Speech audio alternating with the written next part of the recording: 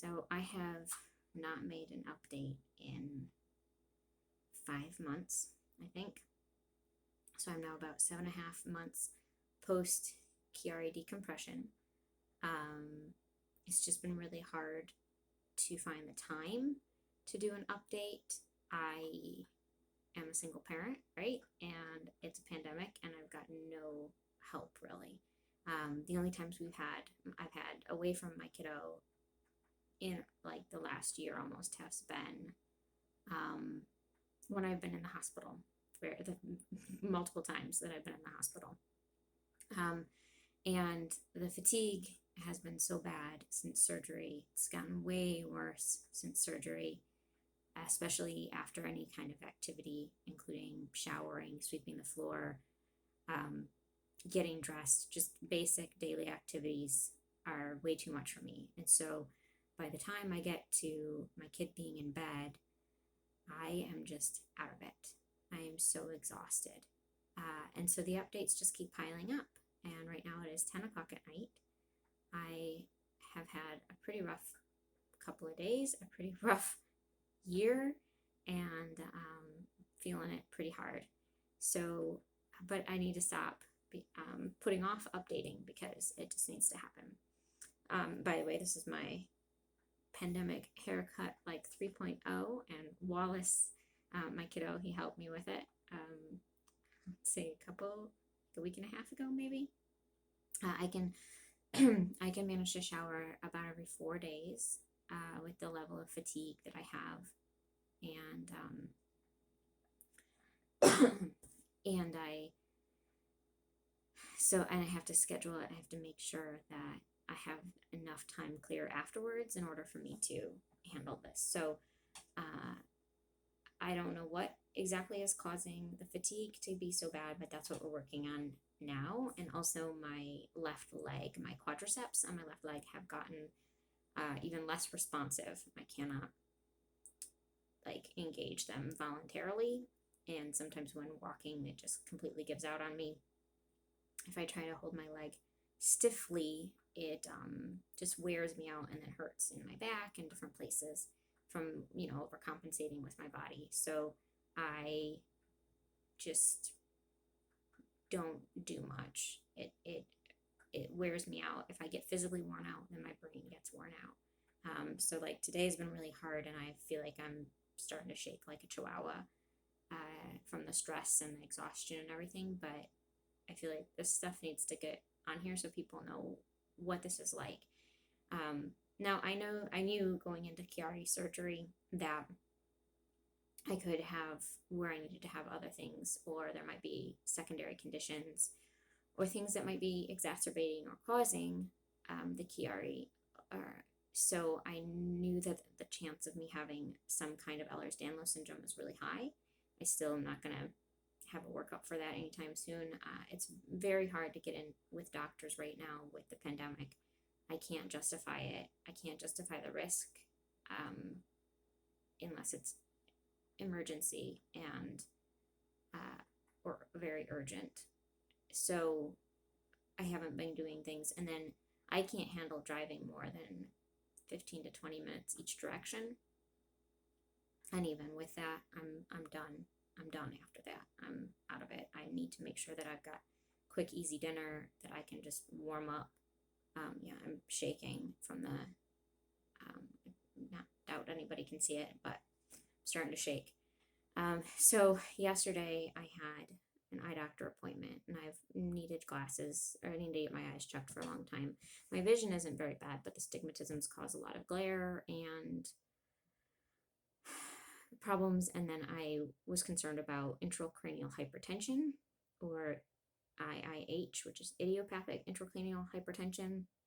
Other doctors call it a pseudo tumor because it's like it acts like there's a tumor in your brain. I don't have a brain tumor.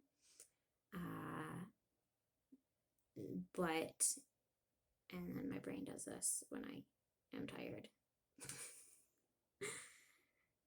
So I went to the eye doctor. I wanted to have them be able to really check. I haven't had my eyes dilated since my kid was a toddler, and he is now about to turn 8. So I've avoided getting my eyes dilated because I usually have very bad migraines from it. Very terrible light sensitivity. Like some people it might last a couple of hours, and the last time I had my eyes dilated, it was a terrible 24 hours afterwards. So with all the pain and stuff I've been dealing with, I haven't wanted to do that. I don't want to put myself through more. But in order to see the optic nerve, they have to dilate your eyes. I have no idea how that works, but it's pretty cool that they can make your eyes get big and then look in them like, and see behind into your optic nerve. So that's cool. So my optic nerves were fine. I don't have any swelling or signs of swelling there. And I don't have papilledema. I'm not sure how it's said because I just read things and hear things now and then. So that's a good sign, but that also means like, well, then do I have the high brain pressure going on or not? Sometimes I feel like I've got really high brain pressure, and then the next day it'll be really low, and I'll have what I think is a CSF or cranial spinal fluid leak. I'll sit up, the headache will start to go away. Like if I wake up in the morning and it feels like there's a cement truck in my forehead, I'll sit up, I'll feel really nauseated, and then I'll start like dripping out of my right nostril. And it's not tears.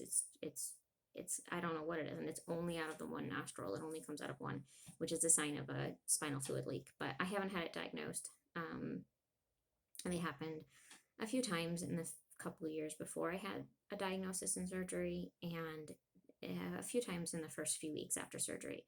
I was kind of expecting that because everything is healing and they have to cut into the dura, which is the area surrounding the brain. So I figured, okay, I'm probably going to end up with a couple little leaks, and they didn't last long. They didn't cause me headaches or anything like that, so it was not a big of a deal.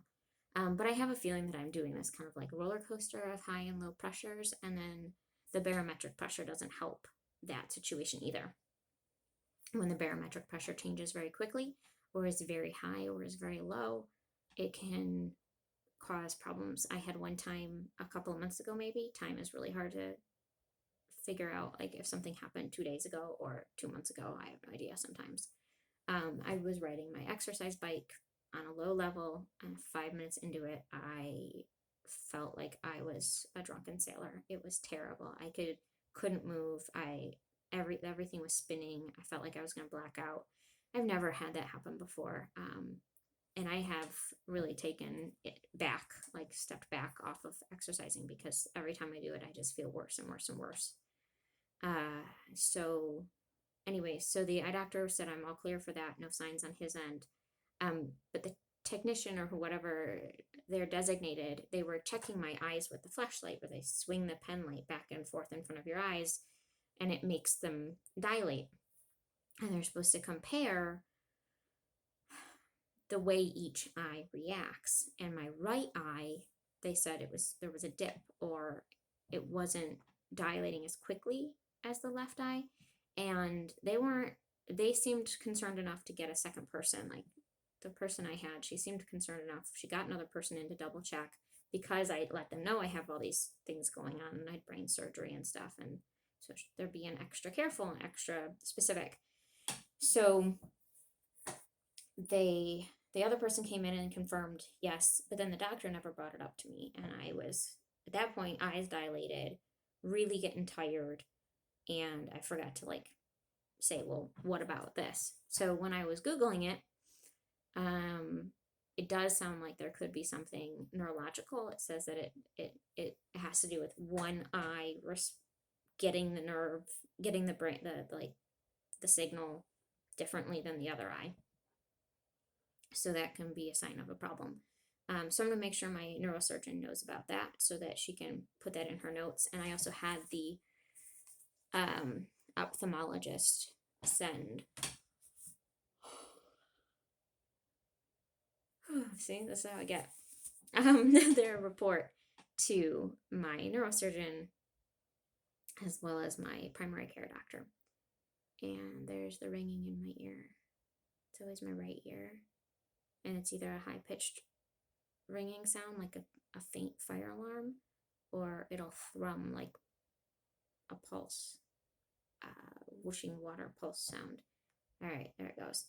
And thankfully it doesn't last very long, because some people have it for days and days and days on end, and I would, that's gotta be hard. So yeah, so then today I had 4 MRIs, and I only found out afterwards that they don't normally let you do 4 at a time. But when I called the schedule, they said, now, do you want to do these all on one day? And I said, sure. Like, it's a struggle to get childcare, and I don't want to, increase my risk coming in multiple times. And so they said, okay, and had me come in all at once. Well, for a brain MRI, you're laying on your back, and it's not very comfortable. It's not like super comfy, cushy. It's like a hard table with a slight padding on it. You would think they could make this a little more comfortable. The first one was brain, and so they've got this like little cage over your brain, over your head, and I don't know what that does because it doesn't actually hold my head in place. And then cervical, and I was really starting to feel it right in the back of my head at the end of the cervical one. And when they pulled me out, they pull you out after each one and talk to you, make sure you're doing all right, let you know how long the next one's going to be, which you can't really tell time in there anyways. And that's right where my surgery was. And so that was pushing right against the hard table. And I let her know that I was really having a hard time, and I was doing my best. And so when, she's like, well, you're halfway there. Like, let's, just keep going. You're doing good. So went back in to do the thoracic section, because we did brain and cervical, and then thoracic is the next section of your spine. And I was really close to losing it. I was in so much pain. I couldn't think. I couldn't distract myself.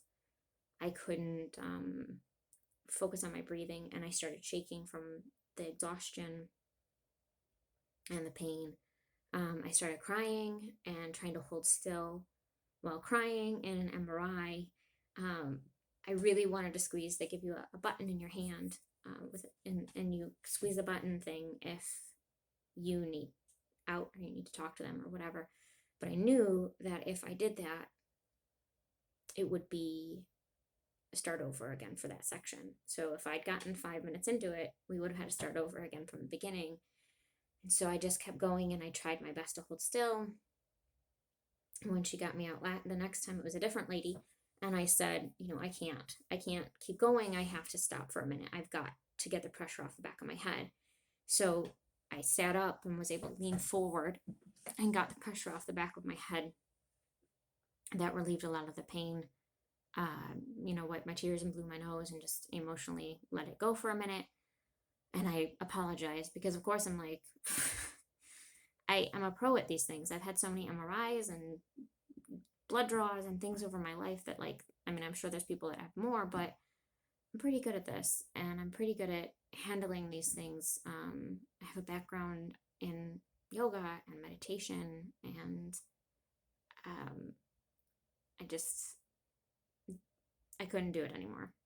It was hard. It was really, really painful. It makes sense because that is the part where the bone was removed. And so it is basically skin, muscle, bone, dura, brain. And so in the MRI, when I looked at it later at night, tonight, I could tell that, it was, my brain was just right up against the bone, where the bone plus the open spots. It's like a little half moon shape of bone removed from the back of my skull.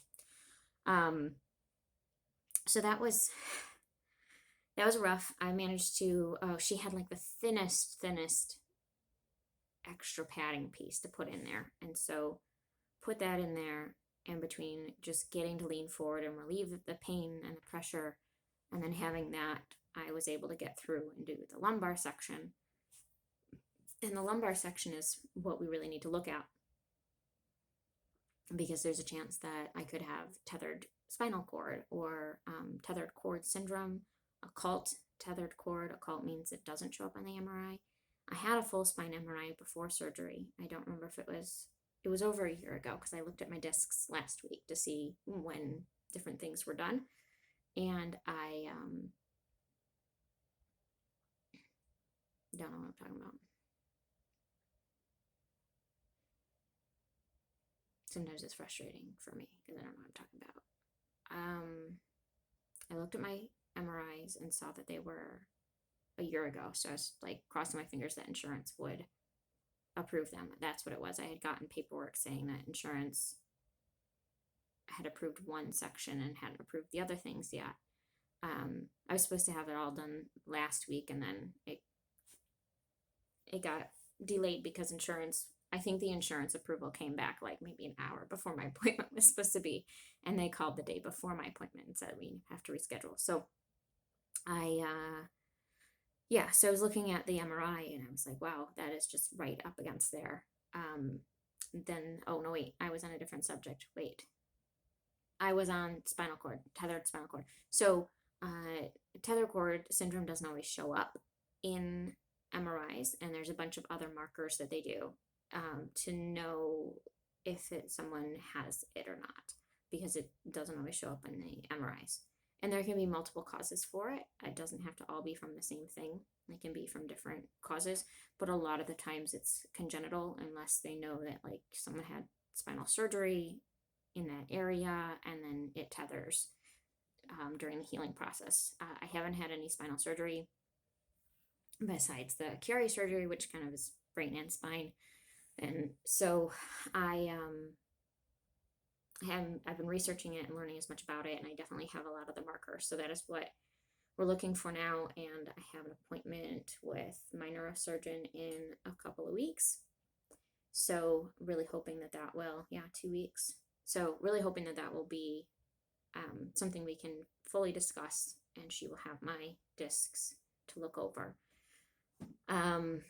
It could be what's causing my leg to stop working.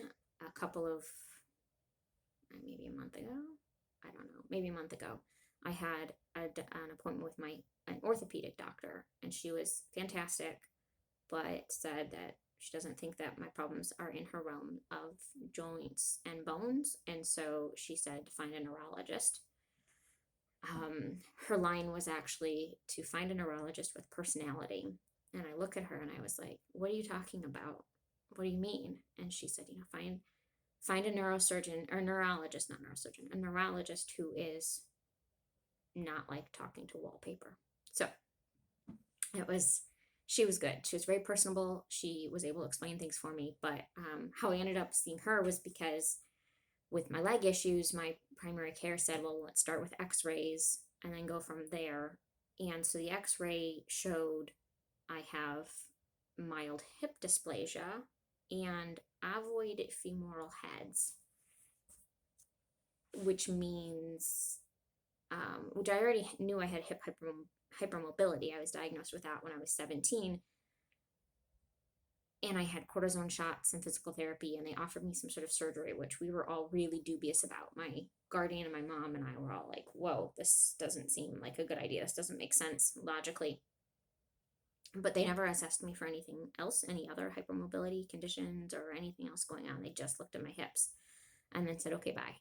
So this showed that I actually have hip dysplasia plus the ovoid femoral heads. And that means that the femur is the big bone in the leg, and then you've got the joint, and they should be nice and round. And instead mine is like flattened like an egg. So and it doesn't fully sit in the cup of the joint that it should, plus I'm hypermobile. So, but she doesn't think that all that is causing my problems. She really thinks it's neurological, spine, brain, something going on in that realm. So then that led me to getting back in touch with my neurosurgeon and letting them know what needed to happen. And I had written up this huge long email and sent it through the patient portal.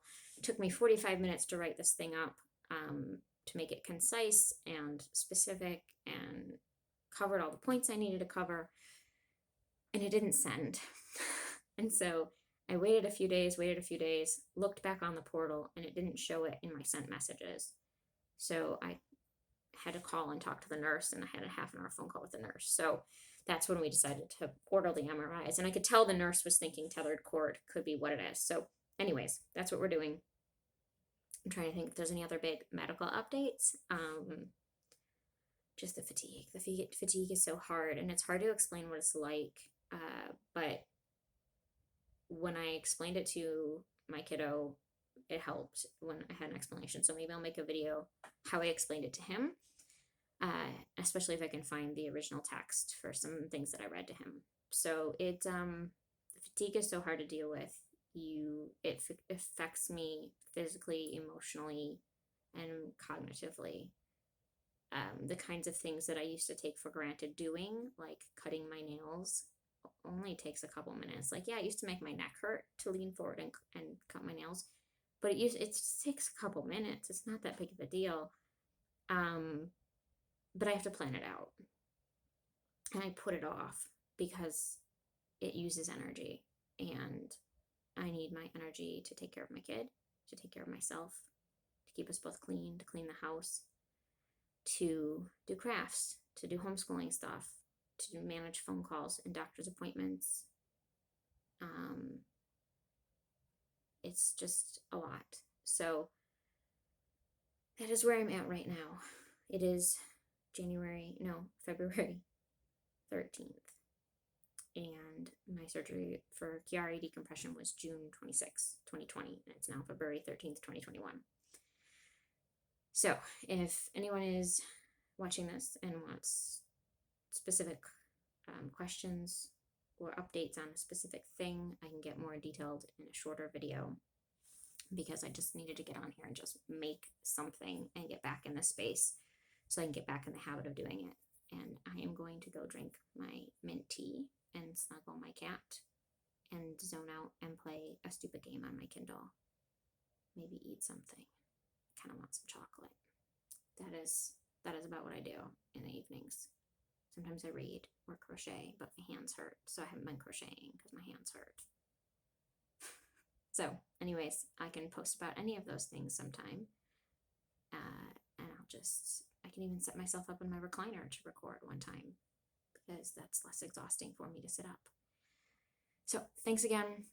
Probably the next video will be about Rick Simpson oil. I'm going to go buy some RSO tomorrow. Medical marijuana and recreational marijuana are both legal in the state of Michigan, and I could throw a couple rocks out my window and hit the shops. There's shops everywhere. I feel like I'm mixing metaphors there, but there are shops all over the place, and I found one that's got RSO that I can go do a driveway pickup, a parking lot pickup. So that is my plan for tomorrow. So if I start taking it tomorrow, I will start a video and update and let people know how that's going. It's supposed to help with sleep, pain, fatigue, memory, energy, headaches, half of the stuff that I deal with. It's supposed to go for that. So, all right, bye.